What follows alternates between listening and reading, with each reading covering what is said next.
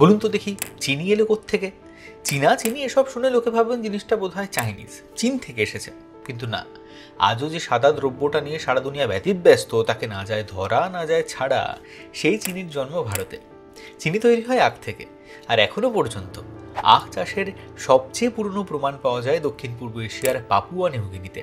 তবে আমাদের দেশেও সিন্ধু সভ্যতার সময় থেকে কিন্তু আখের চাষ হয়।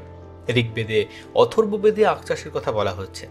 সুশ্রুত সংহিতায় রয়েছে শর্করার কথা, যে শর্করা অর্থাৎ কেলাসিত চিনি, অর্থাৎ ততদিনে ভারতীয়রা আখের রসকে লেবু ইত্যাদি দিয়ে পরিশ্রুত করে ফুটিয়ে সেটা শুকিয়ে চিনি তৈরির প্রক্রিয়াটা আবিষ্কার করে ফেলেছে।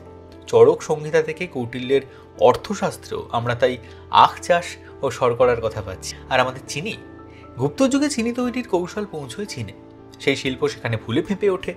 আরব বণিকরা চীন ভারত থেকে সেই চিনি নিয়ে পূর্ব ভারতের বন্দর ব্যবহার করে পশ্চিমে পাড়ি দিত। চীন থেকে আনার সূত্রেই তার নাম হয় চিনি। তবে এই নামটা মূলত পূর্ব ভারতেই জনপ্রিয়।